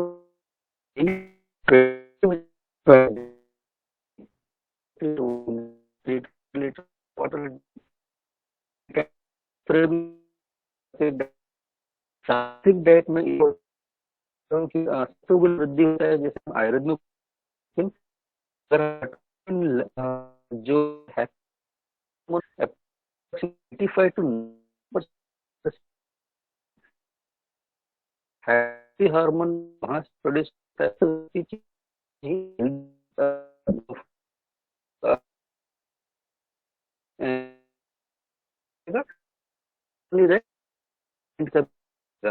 टू टाइम होगा प्रेयर, नोट जैसे मूवी, गार्डनिंग, जो भी हो, एक तरीके चाहिए।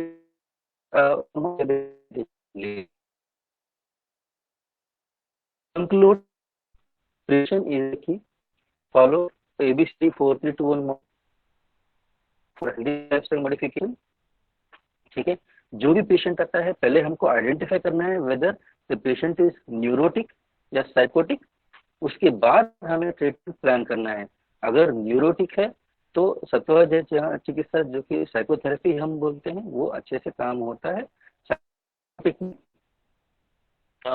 इसमें जो संशोधन लाइन ऑफ ट्रीटमेंट हम देते हैं। ऑफ कोर्स यहाँ पे साइकोथेरेपी भी हम प्लान कर सकते हैं साइमल्टेनियसली, बट थोड़ा टाइम लगेगा इसके लिए। ठीक है, जो दैवोपचार चिकित्सा स्पेसिफिकली भूतनमार्ग में बोला गया है। सत्वाजय चिकित्सा can be practice in all the mental condition and युक्तियोपचार चिकित्सा में कर सकते हैं। ठीक, and thank you very much. Thank you, madam, for giving me an opportunity to share my clinical experience. जी बहुत बहुत धन्यवाद डॉक्टर साहब। बस थोड़ा सा इंटरनेट ने लास्ट में थोड़ा सा यूं आवाज की डिसकंटिन्यूएशन कर दी थी, मगर आपकी फुल फ्लैश स्लाइड के ऊपर सारी चीज दिख रही थी, तो मुझे लगता है कि सारे ही प्रतिभागियों को समझ में आ गया होगा। और बहुत सारे धन्यवाद सर इसमें आ रहे हैं। डॉक्टर संगीता, डॉक्टर सीमा, डॉक्टर शुभम, सभी ने, बहुत सारे लोगों ने आपका धन्यवाद किया है। इतनी अच्छी बहुत सारे बेसिक्स के साथ उठा के उसको कंप्लीटली बहुत डिटेल्स में आपने समझाया। और मैं समझती हूँ कि सत्वावजयी चिकित्सा के माध्यम से जो 3 चिकित्सा में युक्ति व्यपाश्रय, देव व्यपाश्रय, सत्वावजयी, और ये बहुत ही बढ़िया रहेगा आयुर्वेद को एस्टेब्लिश करने के लिए, लोगों तक पहुंचाने के लिए। और कई बार मुझे ऐसे समझ में आया मेरी चिकित्सा पद्धति में, जब मैं गायनेकोलॉजी में करती हूँ, कि जब पेशेंट के मन को हम एक पॉजिटिविटी से टच देते हैं या उसको इतना भी महसूस करवाते हैं कि I am worried about you, तो मुझे लगता है वो कहीं ना कहीं बहुत ही अच्छा हमें प्रतिसाद देता है। बहुत अच्छी तरीके से वो औषध जो हमने वात पित्त कफ को समझते हुए दी है या धातुओं को समझते हुए दी है, तो बहुत ही अच्छा रहता है। डॉक्टर साहब बहुत बहुत धन्यवाद। और जी जी डॉक्टर्स या स्कॉलर्स को एक तो है ना, प्लीज आप सभी आज है ना, मैक्सिमम इतने सारे उसमें मैक्सिमम डॉक्टर्स अनम्यूट करके ही ज्वाइन हुए हैं। मैं लगातार म्यूट करती हूँ फिर भी अनम्यूट कर देते हैं, है ना। ये बात बेटा बिल्कुल ठीक नहीं है ना। सारे प्रतिभागी बड़े हैं और समझदार है, और है ना, एक तो जैसे वीडियो शुरू ना रखे और बीच में अनम्यूट ना करे अपने आप, है ना, जब आपको कहा जाएगा, क्योंकि बहुत सारा रिकॉर्डिंग्स में भी दिक्कत आती है, और फिर आपकी जिस जगह से ज्वाइन कर रहे हो वहां की डिस्टर्बेंस सभी को डिस्टर्ब करती है ना। तो कहीं ना कहीं जो भारत की छवि है ना, सिंगल व्यक्ति तो सक्सेसफुल है, ग्रुप लेवल पे हम सक्सेसफुल नहीं है, ये सोच है हमारे लिए, है ना। तो इसलिए प्लीज एक सामाजिक उत्तरदायित्व भी बेटा समझना चाहिए। मैं सभी डॉक्टर्स को रिक्वेस्ट करती हूँ, मैक्सिमम आज मैंने म्यूट किया, मैक्सिमम मैं अच्छी तरह से लेक्चर सुन ही नहीं पाई, है ना, कि लगातार एडमिट भी मुझे करना है और म्यूट भी करते जाना है। तो प्लीज आप सबसे बहुत ज्यादा रिक्वेस्ट है कि करे। और आज मैंने किसी को भी फिर है ना बाहर नहीं किया, वरना मैं मीटिंग से बाहर भी कर दूंगी, है ना, क्योंकि इतने सारे लोगों की फिर शिकायत आ जाती है कि मैडम ये क्या हो रहा है ना। तो प्लीज ऐसा ना करे, है ना। सर मैं कुछ क्वेश्चंस आए हैं, तो मैं आपकी जी जी हाँ ले लेती हूँ। डॉक्टर शशि तिवारी, आप अनम्यूट करके क्वेश्चन पूछिए और तुरंत ही फिर म्यूट कर दीजिए, है ना। धन्यवाद। Good evening ma'am. Good evening sir. बहुत अच्छा सेशन था सर, बहुत अच्छा बताते हैं मैम आप भी हमेशा। सर मेरे पास एक बाइपोलर डिसऑर्डर के पेशेंट आए थे, उनको इलेक्ट्रिक शॉक भी दिया जा चुका था। उसके बाद मतलब उनके घर वाले मेरे पास जी लेकर आए जी थे। शी वॉज अ लेडी, करीब 50-55 वगैरह की एज की थी। तो जब मैंने उनको सुना कि आर्मी हॉस्पिटल में कई बार इलेक्ट्रिक शॉक दिया गया था, तो फिर मेरे को समझ में नहीं आया इस पेशेंट को क्या करें, क्योंकि जब सामने बैठाया तो कुछ भी ऐसे नहीं नजर आ रहा था। जैसे उनका ये था कि उनका अपनी बहू से बस पड़ता था, और हस्बैंड के साथ शायद मेजर कॉन्फ्लिक्ट से वो वजह बनी थी। पेशेंट उतना खुल करके आया, उसके घर वाले ने जैसे बहू बहुत ज्यादा नहीं बता पाई, और वो बाहर पार्क वगैरह में रहती थी तो बहुत अच्छे से रहती थी, मतलब घर से बाहर। जैसे ही घर में आती थी तो उसका रौद्र रूप हो जाता था, जो उन्होंने बहुत थोड़ा सा बताया। और काफी पुराना केस है, 4-5 साल हो गया। तो मेरी हिम्मत नहीं हुई थी सर हाथ लगाने की। तो मैं पूछना चाहती हूँ सर, इस तरह के जो केसेस होते हैं जिसमें इलेक्ट्रिक शॉक वगैरह दिया जा चुका होता है, और एलोपैथी वालों ने जवाब दे दिया था कि अब हम कुछ नहीं कर सकते, जितना करना था हमारी लिमिट से ऊपर हो चुका है, तो ऐसे पेशेंट को हम आयुर्वेद में सर कैसे हैंडल करें? जी सर, थैंक यू सर। वी यहाँ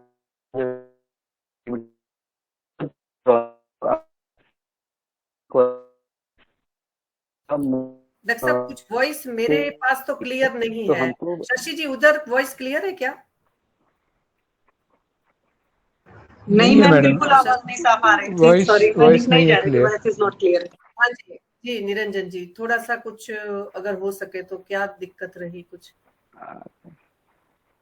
अच्छा, जी अब आवाज आ रही है?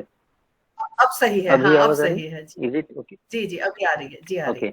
So okay, one thing is, ऐसे पर्टिकुलर सिचुएशन में हमारा भी कुछ लिमिटेशंस होता है बीइंग आयुर्वेदिक स्कॉलर्स। लेकिन हम ये चीज हम सोच सकते हैं, अगर क्रॉनिक कंडीशन है या फिर अगर मॉडर्न मेडिकेशंस को लॉन्ग टाइम से लिया जा रहा है और शॉक ट्रीटमेंट वगैरह किया गया है, फिर भी अगर उसका ऐसा सिम्टम्स है, तो ऑफकोर्स प्रभुत अवस्था में है, दोषों को प्रभुत अवस्था में है, तो उसको हम शोधन लाइन ऑफ ट्रीटमेंट करने का कोशिश करेंगे पहले। ठीक है, शोधन लाइन ऑफ ट्रीटमेंट करने से क्या होता है कि शोधन लाइन ऑफ ट्रीटमेंट जब करेंगे तो मन का मतलब मन शांत होने का चांसेस रहता है। ठीक, of course it's not so easy, यहाँ पे भी हमको मुश्किल हो सकता है। तो हमारे लिमिटेशंस के तौर पे हमको मैनेज करना होता है, मेरा यही बोलना है। जी धन्यवाद डॉक्टर साहब। डॉक्टर राजीव जी हमारे माननीय स्पीकर भी है। शुरुआत में इससे पूर्व में मैं राजीव जी का यहाँ एज अ स्पीकर भी लेक्चर करवा चुकी हूँ। डॉक्टर साहब हाँ जी, आप अनम्यूट करके बता सकते हैं हम सभी का ज्ञानवर्धन हो जाएगा। Thank you so much ma'am for recollecting and recognizing me. बहुत पहले लेक्चर हुआ था लेकिन मैडम की मेमोरी बहुत शार्प है। निरंजन जी बहुत बहुत बढ़िया, मैं आपका बहुत बधाई देना चाहता हूँ कि बहुत सुंदर आपने पूरा जो टॉपिक है वो प्रेजेंट किया। मैं मानस आयुर्वेद में 15 साल से काम कर रहा हूँ। थैंक यू मैं सर। सिर्फ अद्रव्य चिकित्सा पे फोकस जी करता सर। हूँ। आमतौर पे वर्ड्स चिकित्सा करता हूँ मैं। सप्तावजय चिकित्सा जी मेरा सर। बेसिक है on Indian philosophy and eastern philosophy, eastern psychology में प्रैक्टिस करता हूँ। मुझे एक पूछना था आपसे कि पनिशमेंट ये बहुत एक इम्पोर्टेंट जी पार्ट सर। है और एजुकेशन सिस्टम में से पनिशमेंट निकल जी सर। चुका है। तो इस सिलसिले में हम एज ए मेडिकल प्रोफेशनल ने कुछ ड्राइव करना जरूरी है, ऐसा आपको लगता है राष्ट्र के हित में? मैं आपसे ये पूछना चाहता हूँ क्योंकि ये अंधश्रद्धा है कि पर फॉरेन में पनिशमेंट बैन है तो इंडिया में भी पनिशमेंट बैन कर दिया है। तो इस सिलसिले मीन्स ये थोड़ा सा एक मेरा डिफरेंट क्वेश्चन है। और मुझे और एक आपसे वार्तालाप, मुझे आपको आपका फोन नंबर भी अगर मिल सकता है तो मैं आपसे पर्सन में कुछ और बातें शेयर करना चाहता हूँ। जी डॉक्टर साहब, निरंजन जी हाँ कुछ एक जी दो सर। जी स्टूडेंट्स सर। ने भी आपके नंबर पूछे थे तो मैं दे सकती हूँ क्या उनको? कुछ स्टूडेंट्स नहीं मीन्स श्योरली यहाँ मैडम, इसमें श्योरली दे सकते हैं। है और शेयर करूँ sir? Sure madam, no problem. आवाज नहीं आ रही है, चलो मैं पर्सनली ही पूछती हूँ श्योरली फिर, है ना? Sure madam. निरंजन हेलो जी आपकी आवाज मुझे हेलो। हाँ सुनाई नहीं दे रही है, फिर से बोलेंगे एक बार? मुझे लगता है कि सही ये टाइम तो पे मुख्य लेक्चर हो गया। क्वेश्चन आंसर सेशन में बहुत अच्छी कुछ इंटरनेट का कुछ सपोर्ट सा नहीं रहा। निरंजन जी फिर से बोलेंगे एक बार? हेलो हेलो हाँ जी, हाँ जी, अब हेलो आवाज आ रही है जी डॉक्टर साहब, अब आ रही है हेलो। जी, आ रही है। हाँ हाँ, you can surely share my number madam. अच्छा, धन्यवाद धन्यवाद। तो हाँ, तो ये पनिशमेंट का मैं ये बता रहा हूँ। Of course it's form of enforcement के तौर पे हम कंसिडर कर सकते हैं। ठीक है, सिचुएशन ऐसा होती, मतलब कभी कभार हमको जरूरत पड़ता है कि मतलब नहीं देंगे the behavior will continue. In that particular behavior, we the child should not harm the particular person physically. ठीक है, तो इस हिसाब से हम पनिशमेंट दे सकते हैं, इस हिसाब से हम प्लान कर सकते हैं।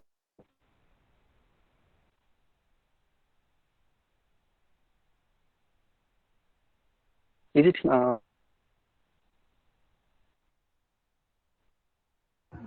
Hello sir hello. एक्चुअली ना आपका आवाज थोड़ा थोड़ा ही सुनाई दिया, total communication was not Audible.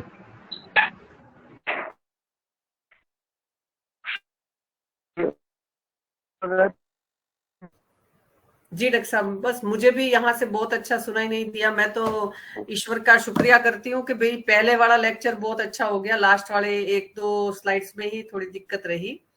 तो मुझे लगता है कि कुछ न कुछ इंटरनेट में निरंजन सर की साइड से कुछ ऐसा दिक्कत लग रही है। तो एक दो क्वेश्चन अभी और भी है जिसको मैं अभी ले नहीं पा रही हूँ, और मैं राजीव सर से निवेदन करती हूँ कि विश्व आयुर्वेद परिषद की ओर से आप निरंजन सर का एक बार हार्दिक धन्यवाद ज्ञापन करें। Doctor Rajiv ji. Thank you so much ma'am for honour giving me this honour. Niranjan ji, मैं इस माध्यम के द्वारा आपसे ये कहना चाहता हूँ कि आपने हमारे सब आयुर्वेदाचार्य वैद्यों का बहुत अच्छी तरह से मार्गदर्शन किया है, और जो आज की नीड ऑफ आवर है साइकोलॉजी, साइकेट्री और आयुर्वेद चिकित्सा जो है, और हम ये सब बहुत आसानी से और अच्छी तरह से कर सकते हैं। बस थोड़ी सा अवेयरनेस हमें क्रिएट करना जरूरी है। Need of the our is psychiatry and psychology. और हमें भगवान की कृपा है कि हम आयुर्वेद में है, जहाँ पे हमको मन आत्मा बुद्धि सिखाया गया है, और इसका हम सही तरीके से प्रैक्टिस में इस्तेमाल कर सकते हैं। निरंजन जी से हम जरूरत पड़ती है तो जरूर मार्गदर्शन लेंगे, और निरंजन जी आप ऐसे ही हमें सबको मार्गदर्शन करते रहिए। और इस बात के ऊपर मैं एक सबके ओर से आपका बहुत बहुत धन्यवाद और बहुत बहुत आभार। जी, किस बहुत बहुत बहुत धन्यवाद डॉक्टर राजीव जी। हाँ जी डॉक्टर साहब कुछ कह रहे थे निरंजन जी। जी डॉक्टर साहब। मैं वही बोल रहा था।